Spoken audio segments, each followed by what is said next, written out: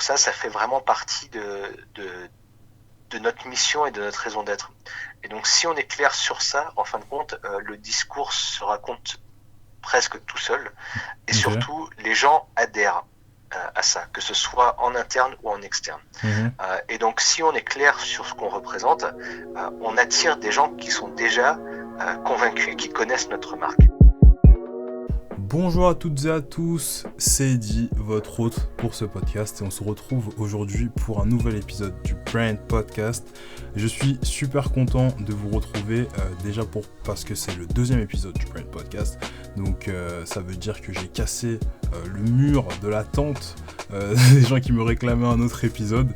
Et je suis aussi content parce qu'on se retrouve cette fois-ci avec non pas une toute jeune marque, mais avec une marque qui a quand même de l'âge, avec un invité très très spécial. Aujourd'hui, je suis accompagné de Stéphane Gallard, qui est CMO chez Grain de Sale. Ça se prononce comme ça? Grain de Sale. Exactement, Ok, grain de sel. nickel. Et voilà, on est parti pour une petite trentaine de minutes, plein de questions, on va parler de plein de choses. Stéphane, est-ce que tu pourrais te présenter? Bien sûr, donc Stéphane Gallard, effectivement, donc directeur marketing ou CMO, c'est la même chose. De Grand Sale, ça fait 3 ans, 2 ans et demi que je travaille avec Grand Sale maintenant. Et Grand Sale a la particularité d'être aujourd'hui la seule entreprise à avoir un voilier cargo moderne qui relie l'Europe aux Amériques. Ok, ok, super cool. Bon, aujourd'hui on va pas parler de définition de marque ni de positionnement comme on en avait parlé avec Flory dans le premier épisode, puisque Grand Sale a été créé en 2010, si je ne me trompe pas, et, euh, et tu es arrivé chez eux il y a moins d'un an. Donc du coup, je pense que c'est pas nécessairement le plus pertinent. Donc on est parti pour parler un petit peu d'expression de marque, de communication interne, de communication externe. Est-ce que tu pourrais tout de même nous représenter un petit peu l'entreprise dans sa globalité? Parce que sur votre site, je vois du chocolat, je vois du café. Ouais. Effectivement, il y a plein de choses. Alors, je disais que ça fait presque 2 ans et demi, 3 ans que je travaille avec Graincel. Au Ok. début, c'était en tant que consultant. Effectivement, ça fait un peu moins d'un an que j'ai été intronisé officiellement. Donc, c'est Mhm, quand même une marque, une entreprise que je connais bien. mhm, Et on a eu, on va dire, plusieurs phases dans le développement, dans le séquençage, on peut dire, de la création de l'entreprise. mhm. Donc, les prémices remontent effectivement à 2010 Ok. avec comme concept de départ la volonté de faire du transport de marchandises à la voile. Mhm, Et donc la question devenait après, qu'est-ce qu'on fait? Comment est-ce qu'on s'y prend? Il y a deux stratégies. Soit on fait du transport, en fait on est affréteur, donc du transport pour d'autres clients. ok. Soit on crée un fonds de commerce qui en fait génère un besoin de transport Mhm, et derrière, ça permet de concrétiser la construction du navire et surtout en fait de sécuriser les financements mhm. pour pouvoir construire le navire. Et donc ça a été l'approche de Graincel. Donc sur les 3 premières années, il s'est pas passé grand-chose. Très honnêtement, ça a été plus un peu la réflexion du projet. À partir de 2013, on a lancé du coup la torréfaction pour faire du café. Mhm. Et ensuite, à partir de 2016, la chocolaterie. Et c'est à ce moment-là que vraiment l'activité décolle. Il y a eu entre-temps un changement de nom, donc on est devenu Grand Sale. Ok. Et donc, on va dire, on reste quand même relativement nouveau, puisque l'entité Grand Sale, enfin la marque Grand Sale existe que depuis 5 ans. Ok. Vous. Donc ça fait pas si longtemps que ça. Et donc juste pour boucler la boucle sur la genèse du projet, Mhm, qui était de faire du transport à la voile, la question devenait donc assez naturellement qu'est-ce qu'on fait? Et il fallait évidemment trouver des produits qui correspondaient.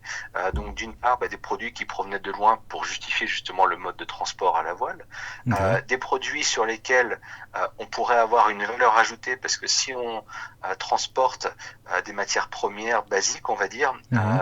le coût du transport chez nous, avec un voilier cargo, en fait, devient prohibitif, puisque ça coûte plus cher, tout simplement. Donc, il Ok. fallait qu'on puisse, en fait, transformer les produits pour générer une valeur ajoutée et à ce moment-là, pouvoir incorporer le surcoût du transport de manière plus digeste, on va dire. Ok. Et puis finalement, pour réussir à construire le navire, il fallait avoir un peu de chiffre d'affaires. Mhm. Et donc, on voulait dans l'idéal des produits qui aient une certaine vélocité, donc un peu de volume, Mhm. qui puissent assez rapidement générer du chiffre d'affaires conséquent pour que voilà, les institutions financières nous suivent dans le financement du navire. Et donc, c'est vrai que le chocolat et le café paraissaient comme des produits assez logiques. Ok.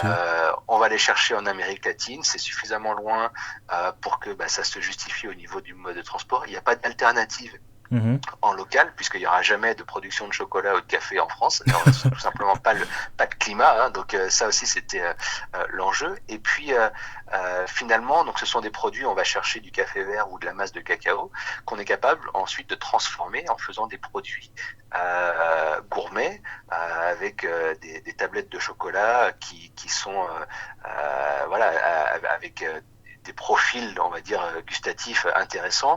Ok. Et l'objectif, c'est de rester avec des tablettes qui restent entre 2,50 et 3 euros. On ne dépasse pas la barre des 3 euros. Mhm. Donc ça reste un petit peu plus cher qu'une tablette normale, on va Mhm. dire, mais avec une proposition de valeur qui est suffisamment élevée pour que les consommateurs nous suivent et qu'ils soient prêts à faire un petit effort et justement contribuer à l'aventure. Donc voilà, ça c'est un petit peu l'histoire.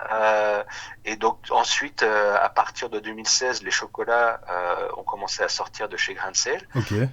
L'activité a vraiment décollé à ce moment-là. Aujourd'hui, 90% du chiffre d'affaires, ce sont nos chocolats. Ok. Putain. Et puis, en 2018, on a signé le contrat avec le chantier naval pour construire le navire.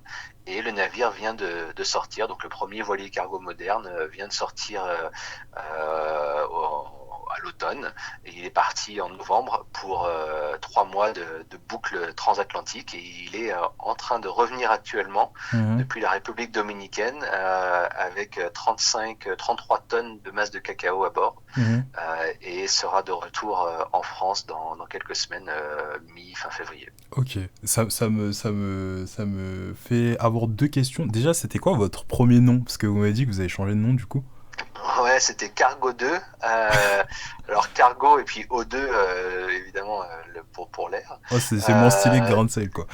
c'est moins stylé que Grain de Sel, effectivement. Donc le passage à une marque, alors c'était, on va dire, presque plus un concept. En plus, les premiers cafés qui sont sortis s'appelaient la torréfaction de la baie. Mhm. On est basé à Morlaix en Bretagne, donc dans la baie de Morlaix. Et donc bon voilà, c'est des noms qui auraient pu faire l'affaire, mais Grain de Sel semblait plus adapté Ouais. pour une marque grand public. Et donc du coup le passage à cette marque a été plutôt un succès. Ok, ok, super cool. Donc en fait, finalement, c'est une aventure à partir de... On veut créer un bateau, en fait, et après, on fait un business model pour pouvoir rendre finalement la création du bateau rentable. C'était pas Et du c'est tout ça. dans l'autre sens, en mode on veut créer une marque purement de, voilà, de café, de chocolat, etc., etc. Très honnêtement, dans l'autre sens, ça aurait été ultra compliqué parce qu'en fait, s'attaquer à la construction d'un armement maritime, Mhm. c'est ultra complexe. Donc, en fait, les fondateurs de l'entreprise, eux, avaient un parcours dans des projets industriels ultra complexes Mhm. qui étaient les parcs éoliens offshore, donc pour l'énergie renouvelable. Et donc, eux étaient déjà convaincus depuis le début de la force du vent et de la capacité du vent à nous fournir en énergie. Et donc, ça a été une sorte d'évolution assez naturelle pour eux, mais donc ils avaient déjà une expérience sur des projets complexes, une expérience sur des projets maritimes. Mhm.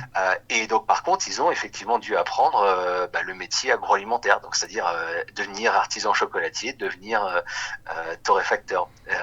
Ça se fait pas tout seul, on est évidemment bien entouré, on a des Heureusement. maîtres chocolatiers, des torréfacteurs, etc. Mais c'est vrai qu'on regroupe plusieurs métiers Mhm. ensemble qui n'ont à première vue pas grand-chose à voir. Et c'est vrai que ça rend l'aventure riche d'une part, mais d'autre part aussi complexe. Et ça, c'est vrai que maîtriser tout l'ensemble de ce que fait Grain de Sel, c'est compliqué. Et donc aujourd'hui, très honnêtement, personne ne maîtrise 100% de chaque partie. Mhm. On a une activité qui se gère un peu en pôle Mhm.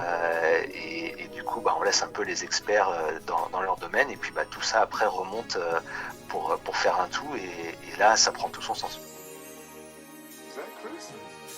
Ok, super intéressant franchement. On a fait une méga digression sur le bateau, mais en vrai j'ai d'autres questions que je te poserai. On est obligé, de toute façon c'est impossible de raconter l'histoire de Grain de Sel sans parler du voilier cargo, là, c'est complètement lié. C'est vrai, mais j'aurais une autre question par rapport à ça, mais je te la poserai un peu plus tard dans le podcast.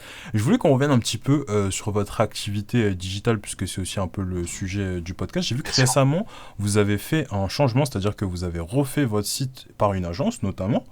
Et je sais que c'est aussi le sujet, notamment de plein de marques en retail ou pas du tout d'ailleurs, de est-ce qu'on fait son site soi-même, est-ce qu'on le fait par une agence, et surtout, sur quoi on se concentre. Du coup, j'aimerais bien que tu me passes, si tu as des insights, sur vos priorités majeures au moment du brief pour l'agence, sur quoi est-ce que vous vouliez travailler en priorité. On a travaillé avec une agence externe pour nous aider sur ça. C'est important de s'entourer d'experts. Donc le brief pour nous était intéressant, puisque d'une part on fait du e-commerce. Le e-commerce est une activité relativement faible par rapport à toutes nos ventes. Ça représente combien de pourcents? Ouais, c'est 5% de nos ventes, donc 5%? c'est pas énorme. C'est pas énorme, mais c'est une porte d'entrée, puisque aujourd'hui on a une zone d'échalandise on va dire le Grand Ouest, principalement la Bretagne.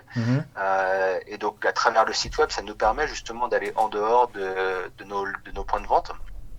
Donc c'est souvent en fait une première introduction à notre marque, ou alors des gens, puisqu'on a la chance d'habiter en Bretagne, beaucoup de gens qui viennent en vacances et puis après qui repartent et qui découvrent nos produits sur place et puis qui se disent tiens, comment je fais pour les avoir là où j'habite une fois que je suis rentré chez moi. Et donc c'est vrai que le site web permet soit de faire des introductions. On a eu la chance d'avoir pas mal de retombées médiatiques, même au niveau national. Donc des gens qui sont aux quatre coins de la France peuvent aller sur notre site et goûter nos produits. Et ceux qui nous ont découvert lors d'un passage en Bretagne peuvent continuer à s'approvisionner s'ils n'habitent pas proche d'un point de vente. Donc c'est un enjeu stratégique, même si d'un point de vue purement financier, c'est pas forcément la priorité de l'entreprise. Donc du coup, la question devenait est-ce qu'on fait un site marchand ou est-ce qu'on fait un site de marque? Et historiquement, on avait un site marchand, mais qui marchait pas très bien, du coup, alors pas forcément sur le point de vue e-commerce, mais qui marchait pas très bien sur la partie marque, donc vraiment le storytelling. Et du coup, on s'est posé pas mal de questions sur ça, et on a abouti sur un site qui est marchand, donc il y a une vocation première d'être marchand, mais avec des modules de storytelling qui sont quand même assez poussés et qui nous permettent quand même de pouvoir raconter notre marque, qui est assez unique et qui mérite justement d'être exploré un peu plus en détail, et donc il fallait pas qu'on soit limité à ce niveau-là. Donc ça a été cet exercice-là de trouver la bonne formule pour allier le storytelling et la vente en ligne. Et du coup, je pense qu'on a trouvé quand même la solution. Aujourd'hui, on a un site qui est plutôt efficace, qui est très joli, qui correspond bien à notre identité de marque, ce qui est très important. Et puis, qui fonctionne très bien en termes de e-commerce également. Et ça, c'est non négligeable. Est-ce que tu peux nous partager vos taux de conversion, ou c'est une info que vous gardez pour vous? C'est une info qu'on va garder, mais elle est assez élevée. On a un petit peu augmenté, on va dire, notre stratégie en termes de SEO, etc. Dans la conception du nouveau site. Mais ce qu'on avait remarqué au préalable, c'est que beaucoup de gens, en fait, c'était soit rechercher directement Grain de Sel dans les moteurs de recherche, soit mettaient grainsel.com et donc atterrissaient directement sur notre site. Donc en fait, on a déjà en fait une sorte de filtrage, puisque on a des gens, des prospects qui étaient déjà chauds, qui arrivaient chez nous. Donc ce qui fait que le taux de conversion est donc assez mathématiquement, assez logiquement plutôt élevé. Donc c'était pas vraiment ça. Donc par contre, on a travaillé là en se disant il y a quand même d'autres mots-clés qu'on aimerait faire ressortir, que quand il y a des recherches, qu'on puisse effectivement jaillir parmi les résultats. Ok. Donc ça a été des choses qu'on a pris en compte qui n'avaient pas forcément été bien pris en compte ou suffisamment sur la première version du site. Ok. Et du coup, vous bossez actuellement genre sur une stratégie SEO, des articles ou pas du tout? Euh, Moyen, Ouais. c'est plus sur la façon dont on a rédigé les contenus Mhm. qu'on fait vivre ça. Et puis après, par contre, sur tout ce qui est actu, etc., on va plutôt passer par les réseaux sociaux. Ok. Donc ça a été plutôt, je scinde un petit peu, alors peut-être à tort, Mhm. mais je scinde un petit peu le site qui a avec des informations qui vont être relativement statiques, Mhm. puisque là on va vraiment raconter l'histoire de l'entreprise, alors qu'on peut mettre un petit peu à jour ici et là, Ok. de la partie vraiment actualité Mhm. qu'on va faire plutôt vivre à travers les réseaux sociaux. Et c'est vrai que là on a moi, je trouve qu'on a des moyens de communication qui sont assez avancés, des moyens d'interaction qui sont plus poussés que ce qu'on pourrait avoir sur le site. Donc c'est vrai que j'ai une approche alors, je renie pas du tout l'importance de favoriser le trafic sur le site, Mhm.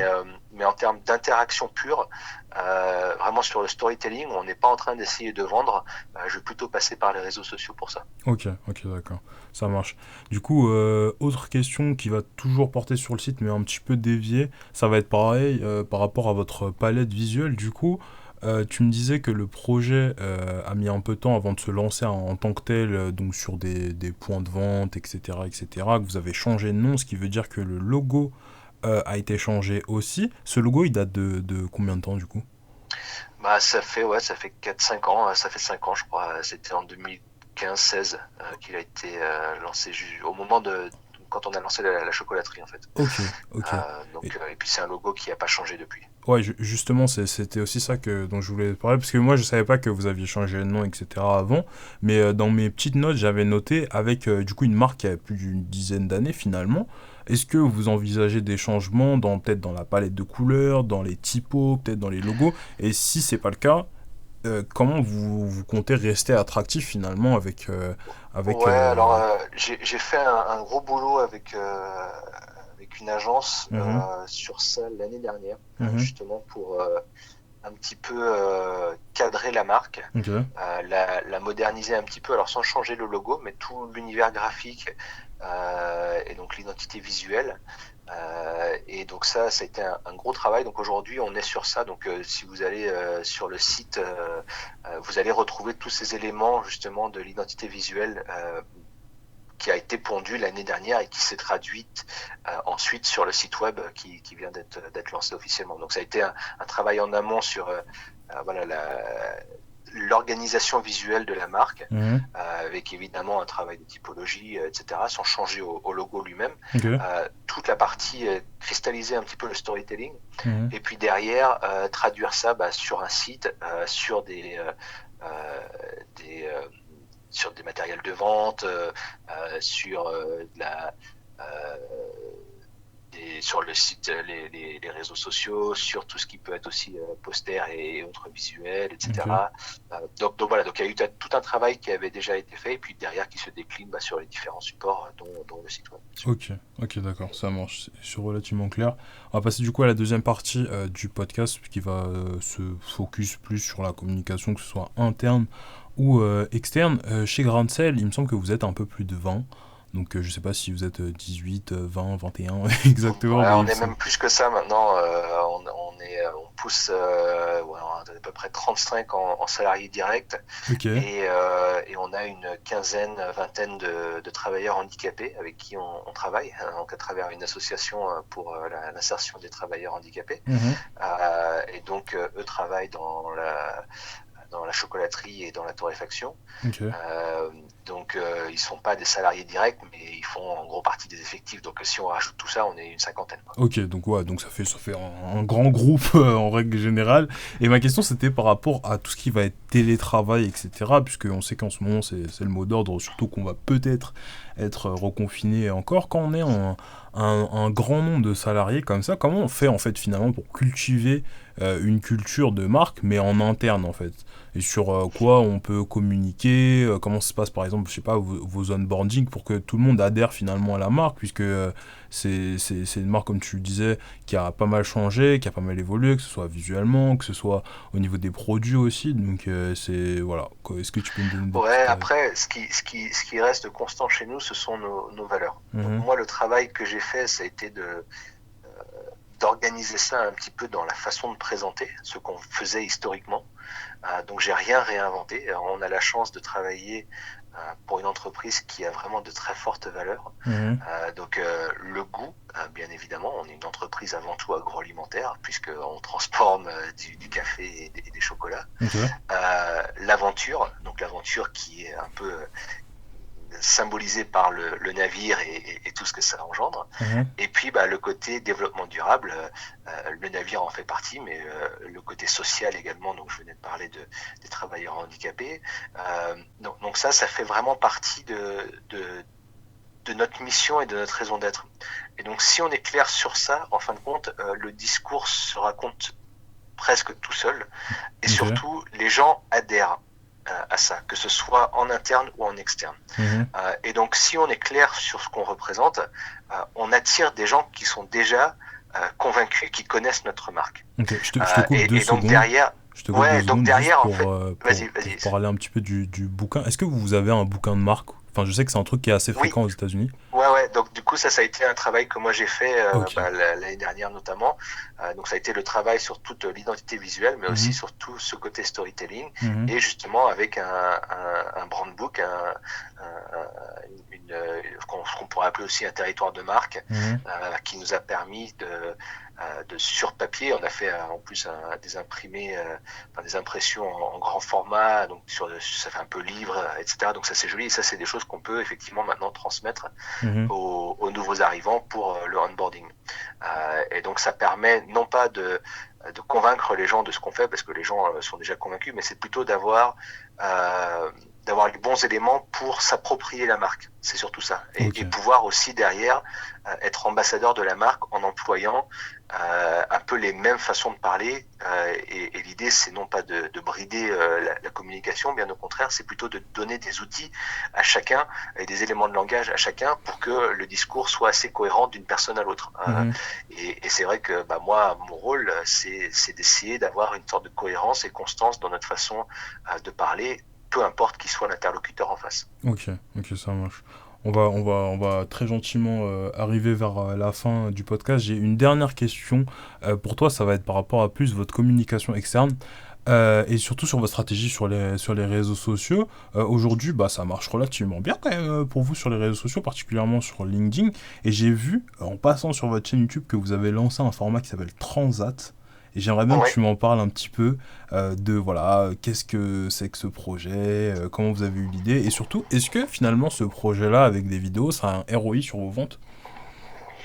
Oui, alors c'est un tout forcément. Donc le ROI, il est pas forcément traçable directement ou attribuable directement à une vidéo ou une autre, Mhm, mais c'est un tout. Un des challenges que nous on a chez Grain de Sel, c'est de réussir à expliquer au travers d'une tablette ou au travers d'un paquet de café mhm, tout ce qu'il y a derrière. Et donc, on a des éléments de langage sur notre tablette pour essayer de partager et de raconter de manière succincte, parce que sur les packaging, forcément, il n'y a pas énormément de place, pour donner envie surtout d'aller découvrir plus. Et donc, le découvrir plus, c'est où? Ça va être sur notre site, ça peut être à travers les réseaux sociaux. mhm. Et donc là, il faut que on réussisse d'une manière ou d'une autre à matérialiser un petit peu tout le côté de l'aventure de Grain de Sel. Et donc c'est pour ça qu'on a eu recours à la vidéo. Et on a de la chance, c'était la chance, c'était prévu comme ça, hein, mais on a un médiaman matelot qui est à bord Ok, du navire. Et donc qui fait les transatlantiques et qui nous fournit des photos et des vidéos qui sont montées donc à bord et ensuite envoyées sur un serveur pour que nous on puisse les diffuser. ok, Et donc on n'a pas une ligne éditoriale qui a été montée en amont, même si on n'a pas beaucoup réfléchi, mais on fait pas des scripts en amont. mhm, Lui connaît bien la marque et donc on collabore ensemble à distance, mais c'est vrai que c'était important de pouvoir réussir à montrer et matérialiser ce que ça veut dire de faire du transport de marchandises à la voile et pourquoi la tablette, quand elle va être en France, qu'est-ce que ça veut dire et si aujourd'hui vous achetez une tablette Grain de Sel, bon, elle n'a pas encore été transportée à la voile, mais votre achat en fait contribue à la concrétisation de tout ce projet. Et donc c'est un peu une rétribution déjà pour nos consommateurs, c'est une forme de leur montrer et de les remercier de tout ce qu'ils ont fait, et puis après aussi de leur faire découvrir tout cet univers qui est vraiment tellement différent des moyens de transport que l'on connaît et auxquels très honnêtement on réfléchit peu. Nous on estime qu'aujourd'hui dans la progression un petit peu de la conscience consommateur, on a démarré avec le bio il y a une vingtaine, trentaine d'années. Après ça a été le local et puis maintenant c'est le bio et le local, ça c'est encore mieux. Mais il y a des produits où il n'y a pas d'alternative et typiquement les cafés, les chocolats, on les aura jamais en bio et en local ici. Alors on peut les avoir en bio et nous c'est ce qu'on fait. Et par contre, la prochaine frontière, c'est l'acheminement. Donc, comment sont transportés mes produits ? Comment est-ce qu'on réduit l'impact carbone des produits que je consomme tous les jours ? Et donc, c'est vrai que là, ça permet aussi de donner une dimension concrète au transport lui-même. Et c'est ça qui est assez intéressant et on a des super retours depuis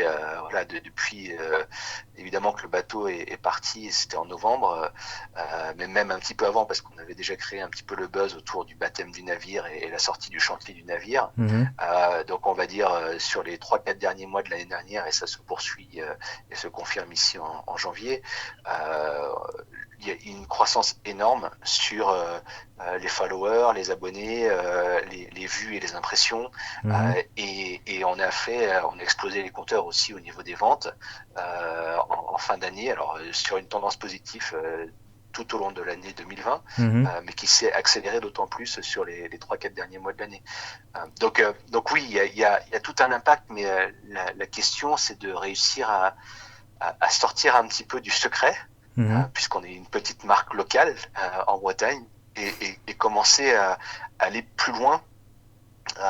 Et on voit dans nos stats, par exemple, que parmi les grandes villes qui nous suivent, les bassins de followers, évidemment, il y a les villes en Bretagne, mais Paris, Lyon, Marseille, par exemple, font aussi partie des villes qui nous suivent beaucoup, où on a beaucoup de gens. Et donc, notamment pour eux, il est important de réussir à transmettre toute cette aventure et ce storytelling. Donc, c'est ce qu'on fait, voilà. Ça marche. Bon, ça fait une super conclusion. En tout cas, tu m'as donné envie de manger du chocolat. Donc ça, c'est... Alors évidemment, avec modération, comme tous ces bons produits. Par contre, quitte à se faire plaisir, on sent que ce soit des bons produits et on aura ce qu'il faut chez Grain de Sel avec une quinzaine, 16 tablettes différentes pour tous les goûts. Et donc voilà, ce sera avec grand plaisir de vous faire découvrir notre marque. Yes, pas de souci. Bon, super. Voilà qui clôt super bien le podcast. Pour tous les gens qui sont toujours là après plus de 27 minutes, n'hésitez pas à liker la vidéo si vous la regardez sur YouTube, à nous mettre 5 étoiles sur Apple Podcast, sur Spotify, etc. Pour que les gens découvrent encore un peu plus le podcast et pour qu'on puisse découvrir des superbes marques. J'espère que vous aurez pu tirer des actions concrètes à mettre en place, que ce soit dans votre business ou dans votre futur business. C'est toujours dit, voilà. Encore et toujours pour les prochains épisodes. Où est-ce qu'on peut te retrouver, toi, Stéphane ? Sur LinkedIn, il n'y a pas de souci, c'est le meilleur endroit de me retrouver, ou alors sur le site de grainsale.com. Ok, super. Bon, sur ce, je vais te dire à bientôt et encore merci d'être passé. Merci Eddy, à bientôt.